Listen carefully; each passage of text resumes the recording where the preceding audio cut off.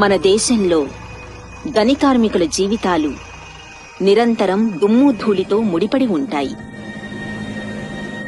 ఈ వృత్తిలో కార్మికులందరూ వారి జీవితాన్ని దుమ్ము ధూళి మధ్యనే గడుపుతారు.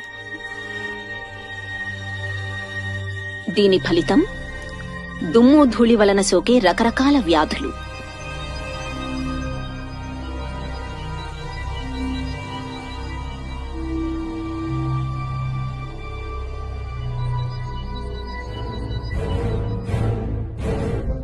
దుమ్ము ధూళి వలన కలిగే ఈ వ్యాధులు ఎంత ప్రాణాంతకంగా పరిణమిస్తాయో వారికి తెలియదు.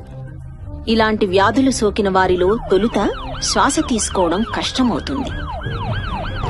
వారికి తరచూ దగ్గు కూడా వస్తుంటుంది. ఈ సమస్య తీవ్ర రూపం దాల్చి కొన్ని సందర్భాలలో రోగి ఆస్పత్రి పాలు కావలసి వస్తుంది.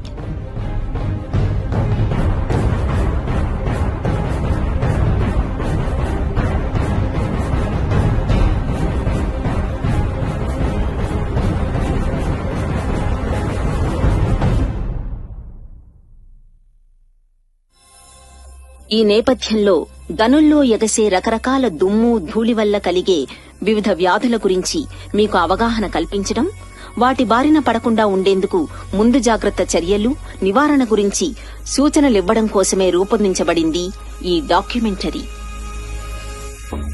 వ్యాధి నిర్ధారణ పరీక్షలు చేసిన తరువాత వైద్యులు ఆ వ్యాధి పరిణామాల గురించి అందరికీ ఎలా వివరిస్తున్నారో ఇప్పుడు మనం తెలుసుకుందాం.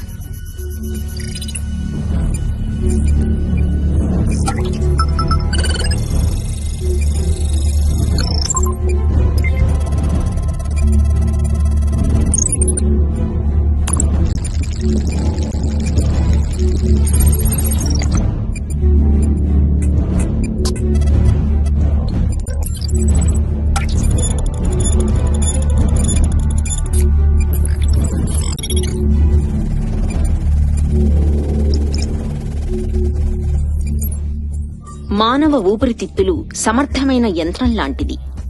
మనం ఊపిరి పీల్చినప్పుడు ప్రాణవాయువును రక్తంలోకి పంపుతాయి. అలాగే అప్పటికే రక్తంలో గల బొగ్గు పులుసు వాయువును బయటకు పంపుతాయి. అయితే మనం ఊపిరి పీల్చుకునేటప్పుడు కేవలం ఆక్సిజన్ ని మాత్రమే కాకుండా అనేక సూక్ష్మ దుమ్ము కణాలు, ఇతర వాయువులు కూడా అధిక పరిమాణంలో ఊపిరితిత్తుల్లోకి ప్రవేశిస్తాయి. ఈ చిన్న చిన్న దుమ్ము ధూళి కణాలను సూక్ష్మ కణరూప పదార్థం అని అంటారు.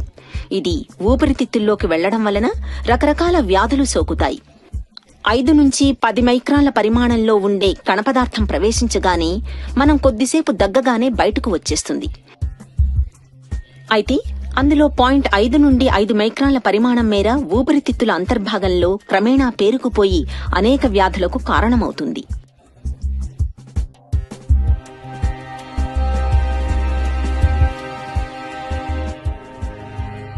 ఈ విధంగా దుమ్ము ధూళి వల్ల కలిగే వ్యాధులను న్యూమోకోనియోసిస్ అంటారు.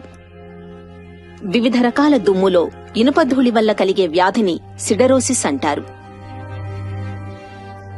అదేవిధంగా యాస్బెస్టోస్ దుమ్ము వలన యాస్బెస్టోసిస్, మ్యాంగనీస్ దుమ్ము వలన మ్యాంగనీస్ టాక్సికోసిస్ వ్యాధులు కలుగుతాయి.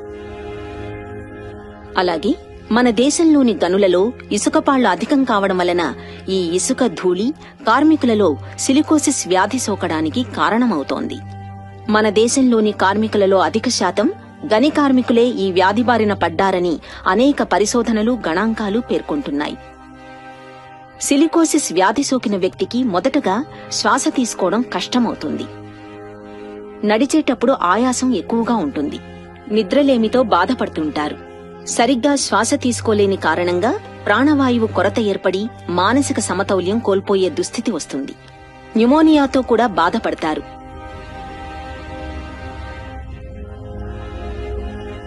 చివరికి క్షయ, ఊపిరితిత్తుల క్యాన్సర్ వంటి భయానకమైన ప్రాణాంతక వ్యాధులతో మరణిస్తారు. ఇప్పుడు మనం గనులలో ఏ ఏ ప్రదేశాలలో ఎలాంటి సమయాలలో దుమ్ము ధూళి ఎగసే ప్రమాదం ఎక్కువగా ఉంటుందో తెలుసుకుందాం. డ్రిల్లింగ్ చేసేటప్పుడు మెషిన్ కి దగ్గరగా, బ్లాస్టింగ్ కి ముందు బోర్ రంధ్రాలు పెట్టే సమయంలో,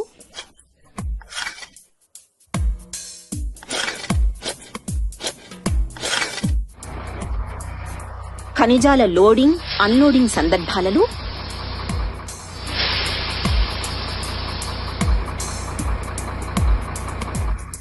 భారీ వాహన రాకపోకలతో పాటు భారీ యంత్రాలతో జరిగే పనుల్లో దుమ్ము ధూళి అధికంగా ఎగసిపడుతుంది.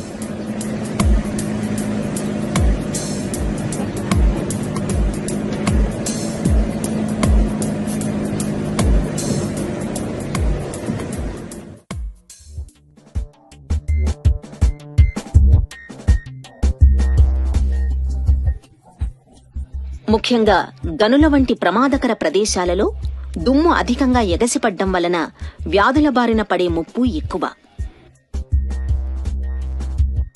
ఈ వ్యాధులు నయం కావడం చాలా అరుదు.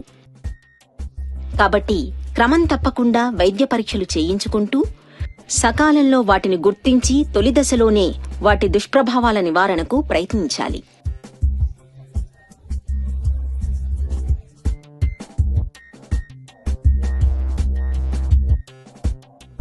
ఈ వ్యాధి నిర్ధారణలో భాగంగా 300 mm యాంపియర్ ఎక్స్రే యంత్రంలో